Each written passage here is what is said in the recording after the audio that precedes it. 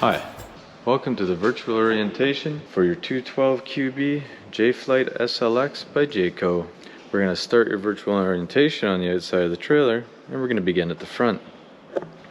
The first thing we'll make notice of is your front pass-through storage compartment. Inside here, you can find a couple items. Your manual crank for your stabilization jacks, and your manual crank for your electric tongue jack. Through this compartment, you also have access to the underbed storage.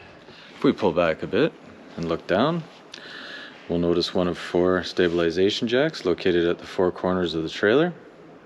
It's important that these are used to stabilize the trailer, and they should never be used to level them. The trailer should be fully leveled prior to engaging the stabilization jacks. We'll make note of the side marker lights. The off-door and door side front side marker lights are equipped with a pre-wired housing for a rear view camera. This rear view camera is not included, but it can be purchased separately. As we continue along the front, we make note of the battery storage, and just in front we have your propane storage system. We'd like to also point out that we have the ability to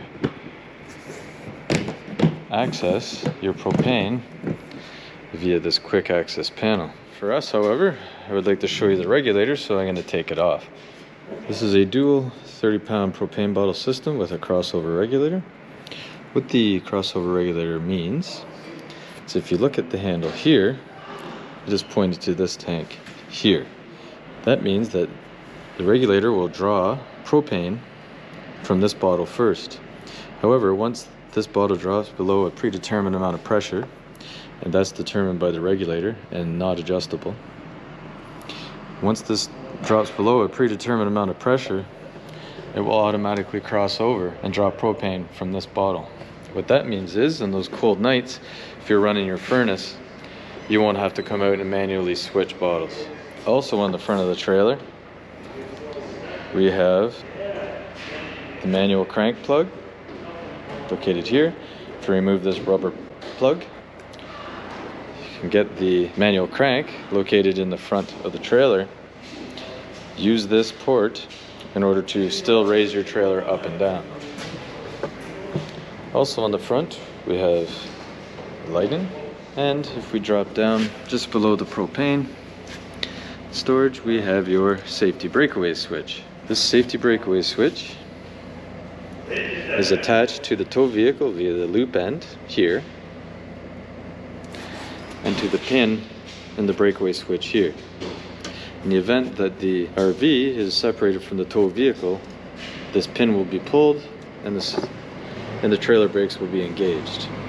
Conversely, if you find that your trailer brakes are engaged and they're not meant to be, perhaps you've just done a hitch up, it is possible that this has been partially pulled. I have seen that before. So come and check to make sure that this pin is properly seated in the housing. So you continue to move along the outside of the trailer. We'll come to the off-door camera body that I spoke about earlier, as well as the off-door access to your front pass-through storage compartment. Now, as we continue to move along the outside of the off-door side of the RV, the first thing we're going to come to is the outlet for your black and gray water. And we have your valve handles for your black and gray water tanks right here. On this side of the RV, we also have your city water connection. This is where you put the garden hose from the campground or from your house in order to pressurize the system and use the water in the RV like you would the water at home. Right above that, we have the black tank flush. Same as the city water, this is where you would hook your garden hose in order to utilize the tank flush. You'll also find your outdoor shower on the off-door side, and the venting for your refrigerator. It's important that this remains unobstructed, as maximum airflow is needed through this venting for the refrigerator to operate properly.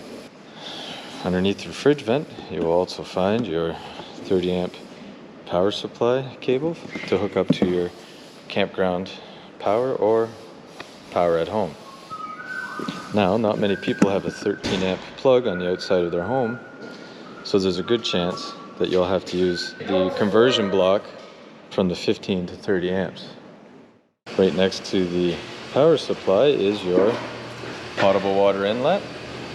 This potable water inlet is where you put your garden hose in order to fill your freshwater tank. You would use your freshwater tank with the onboard water pump in order to go camping when there isn't a water supply available. Continue along the outside. We'll come to the outside access of your hot water tank. A couple things to make note of here would be your drain plug or cap and your pressure relief valve. It's important to always make sure the pressure relief valve is open and engaged before you remove this cap, otherwise this will come shooting out at you like a rocket. As we continue to make our way along the outside of the trailer, we'll notice that there's ladder access to your roof, as well as pre-installed camera body with pre-installed wiring for a rear view camera. This particular model has been purchased with one installed, but normally it is not included and must be purchased separately. As we make our way along, we've almost come full circle here. We're back on the door side of your RV, and there's a couple things to note here before we go inside. I'd like to make note of the cable output, 120 volt power, and mounting bracket for a TV.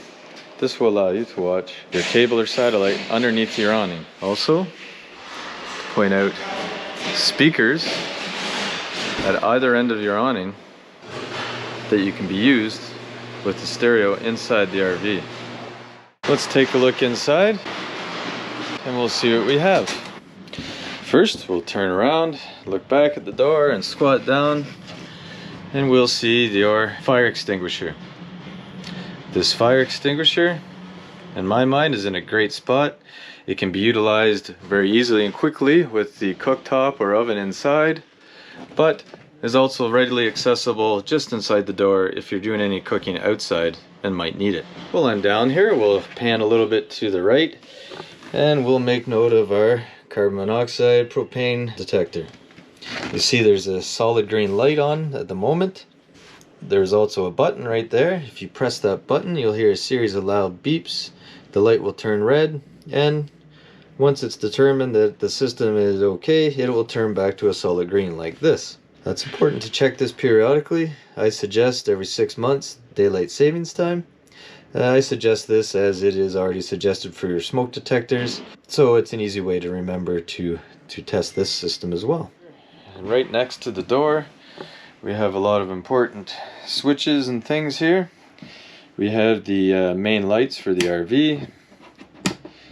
We have your awning light switch, as well as controls for your awning to retract or extend, and your indication panel that will give you indications of battery, fresh, black, or gray water tank levels. We also have switching for your water pump and for your water heater on gas and electric. As we walk into the bedroom area, we'll make note of your underbed storage that I mentioned previously. It also has access to your pass-through front storage compartment.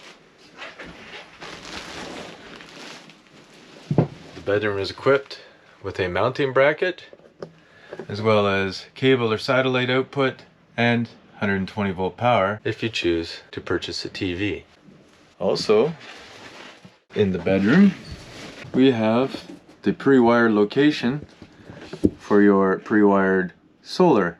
This is where you would put the head unit in order to properly use your solar system. Everything is marked and inside right here, so it's very easy to set you up for solar if you choose to do so. As we walk in further, we'll see your fridge. Now your refrigerator has capabilities of running on gas or electric. It has two settings, auto or gas. On auto, it will select electricity if available first, always. If electricity is unavailable, it will then attempt to light on gas. Now the gas only will just attempt to light on gas. And if it's ever lighting on gas and this light is flashing, that would indicate that there is an issue with the lighting procedure and it was unable to light.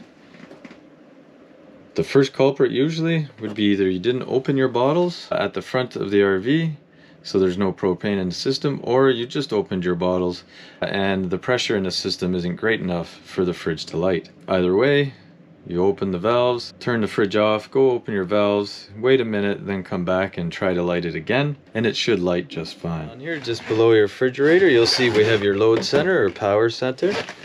This is where you will find your breakers like you would see in your home, and they operate much the same, and your fuses like you might see in your automobile. These fuses have an LED light that will light up if the fuse is burnt out and the circuit is not functioning as it should. Next, we will come to the emergency exit. This emergency exit is easy to use. It comes with instructions, but simply flip open the two red tabs by this handle here and here. You're able to then push the window open and you can escape to safety. Right across from the emergency exit, we'll find the stereo for the RV.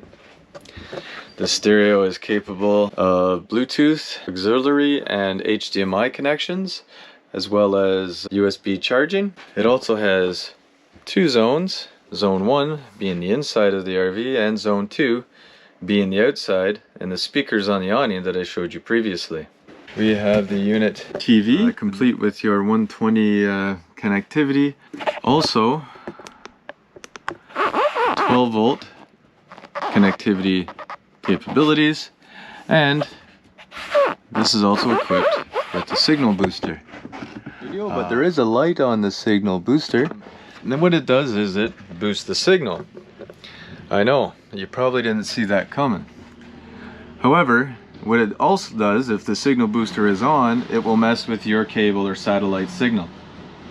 So if you're trying to use cable or satellite and this booster is on, make sure you turn it off, and that should improve your signal.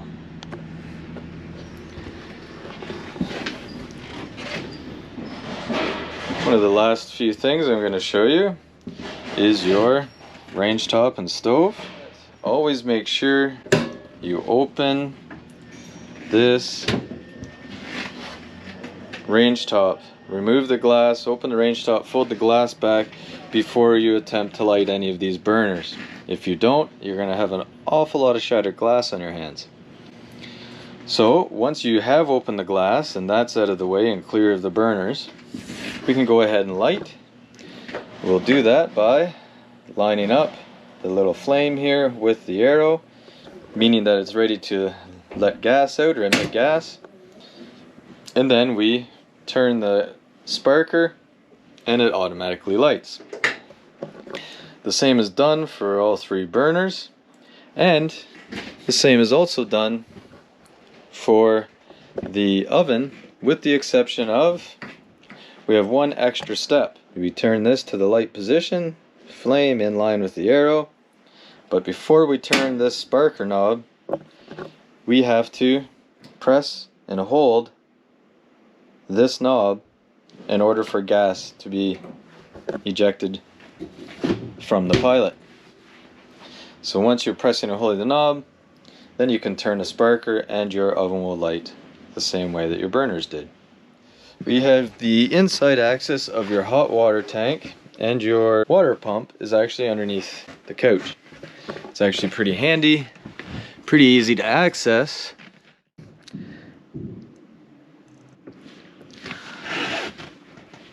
So the inside axis of your hot water tank is important for basically winterization, or for operating the bypass.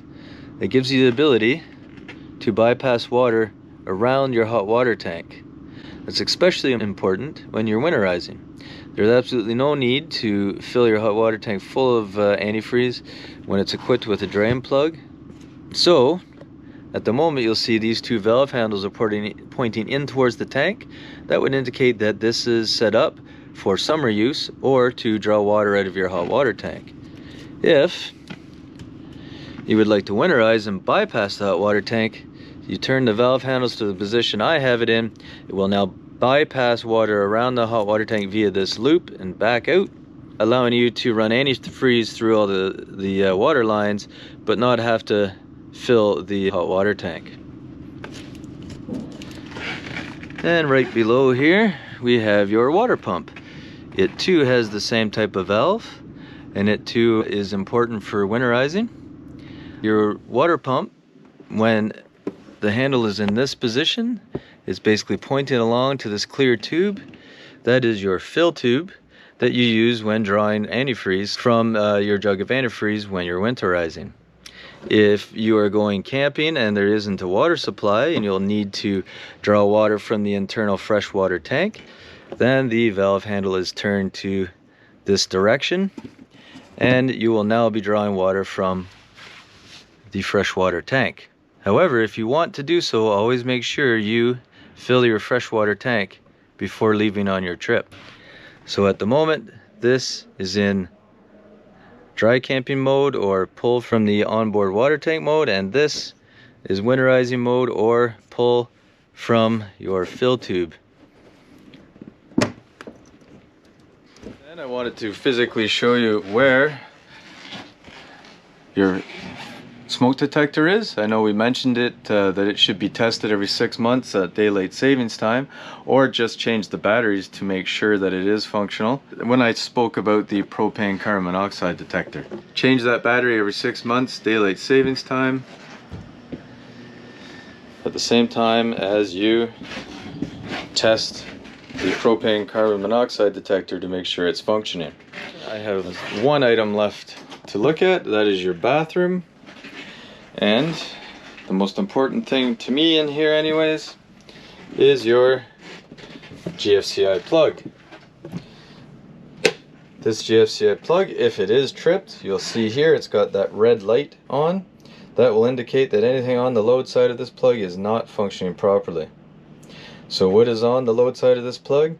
Generally speaking, any counter plugs around water, so in the kitchen, and your outside plugs would not be functioning for sure. So if you do find that you have some receptacles that aren't working properly, I would come and look here to see if this has been tripped. If it has, you may press the black button to reset, and then everything should function normally. That about does it for your virtual orientation. Of course, if there is anything that I missed, please call us, and we will do our best to answer any questions that you might have. Thank you.